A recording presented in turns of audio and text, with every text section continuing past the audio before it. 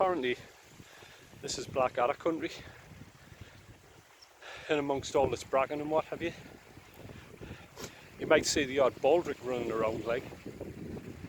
That's a cloud with legs.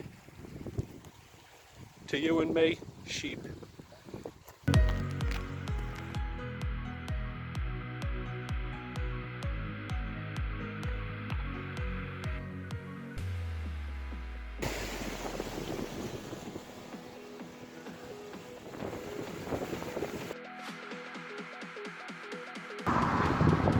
Just get me leg out here. Oh, I want this style.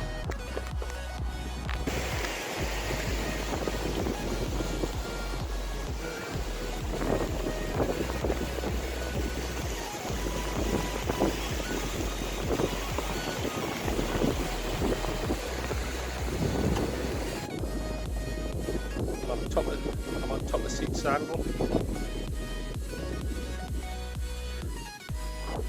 Another Wainwright bag. One of a few I haven't done. To Grisedale water. Got the Fairfield horseshoe with Fairfield itself just there. St Sunday Crag.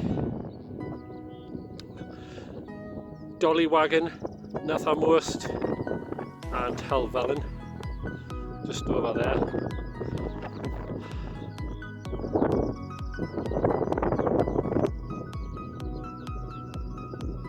In the distance you can just see Ullswater. I think that's Place Fell. I'm at the Tarn. Instead of taking the footpath, the usual footpath, I've taken a more unorthodox route.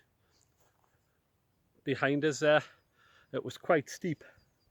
And I nearly come across her a few times, like, but I managed to stay on my feet. I've got no skid marks on my backside.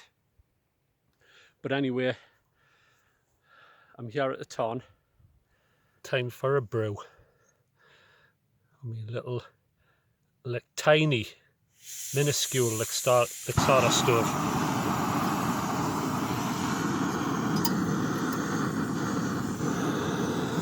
Nature's own water, straight out the Tarn.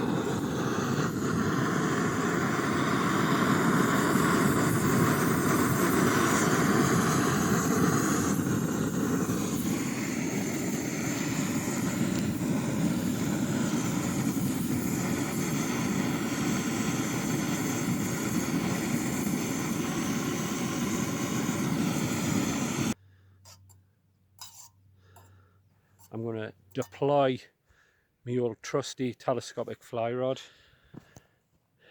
This is my fly rod here. I've had it probably about 20 years now. In the time before last,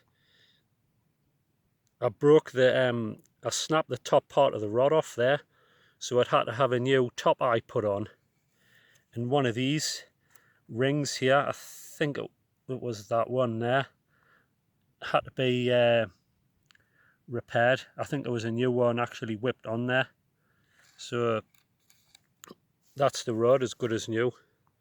It's a handy little thing, and it just goes into the side of me rucksack there as well. It's still got its original case what it come in. So we're gonna try anyway. So just to let you know what I'm fishing, on the point we've got a little mallard and claret, and on the dropper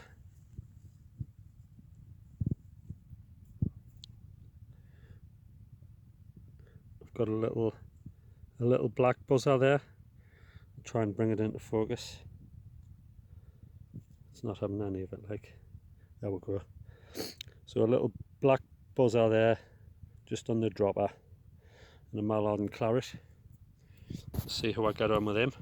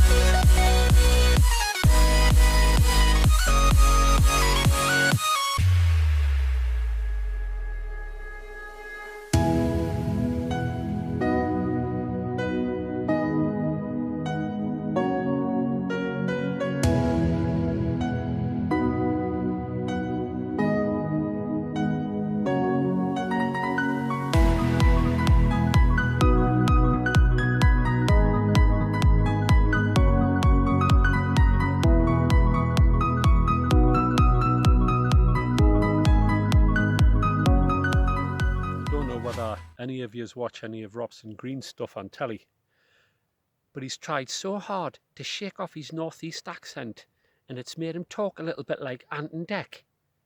Have you noticed? Be proud of your accent, lad. That's all I can say.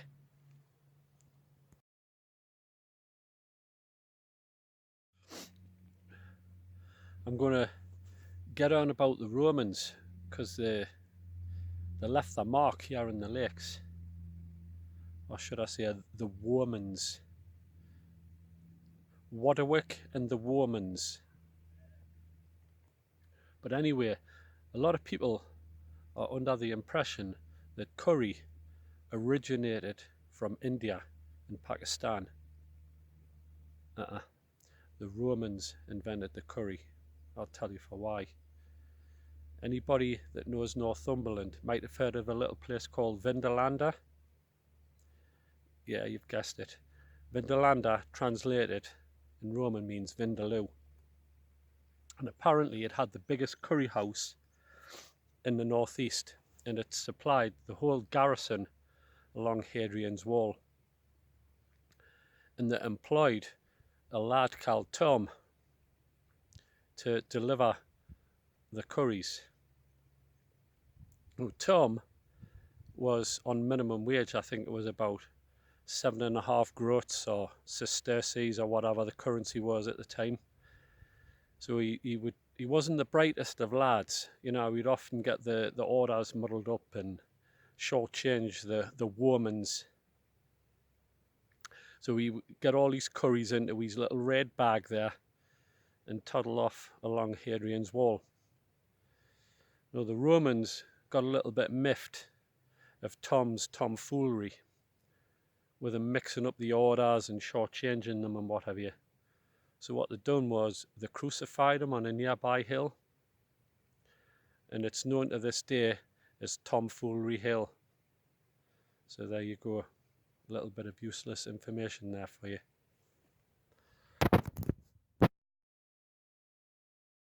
I forgot to mention as well, the Romans used the curry as a form of defence to fight off the marauding Scots. So what they'd done was, after a Vindaloo, they lifted up their leather skirts and pointed their backsides in the way of the oncoming Scots and let them have it. Full force. So there you go. There's yet another useless bit of information for you. You keep talking your shite, and I'll keep eating it. This is where I parked my car, just here at Dunmill Race, and I've basically come up Grisedale back, come up here, Dunseat Sandal, and come down here, and this is where I am when my camera decides to get in focus.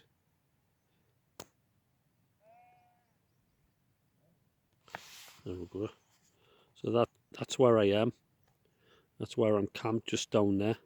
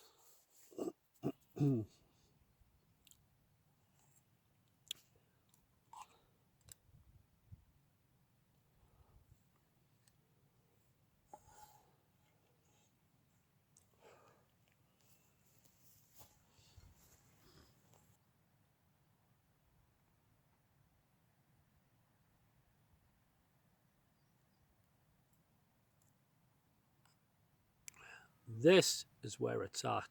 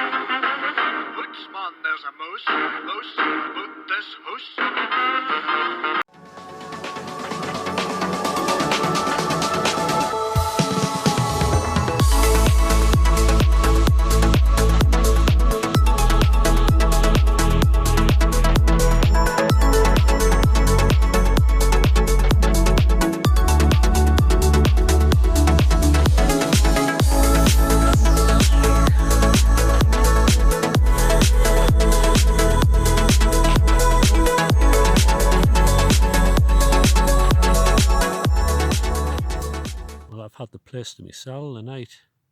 I cannot see anybody. I cannot see any torches or tents. So there you go. So I think I'm going to call it for the night now anyway. I think it's about 12 o'clock actually, so it's a bit later than usual for me. So we'll see you in the morning. Night night. Morning. It's about 8 o'clock.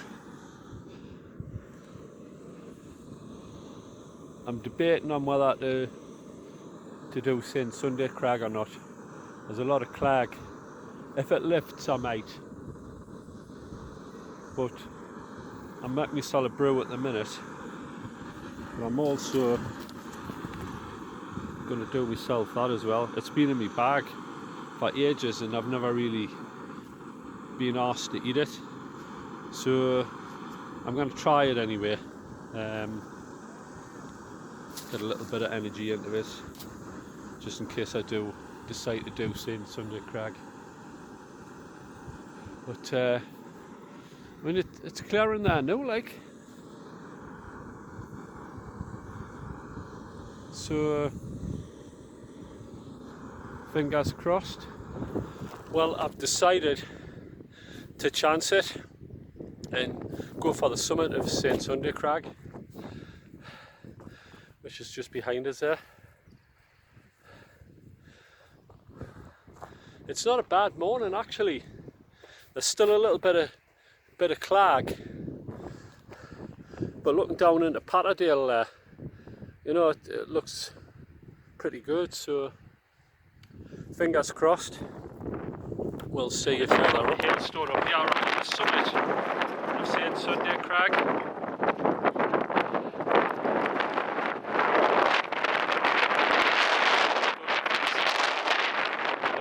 Camera was hit to a fair bit of clag there behind us, but I met with some tremendous views. They who dare I think we'll leave you here on the summit. So in the words of Robson Green, that's all you're getting.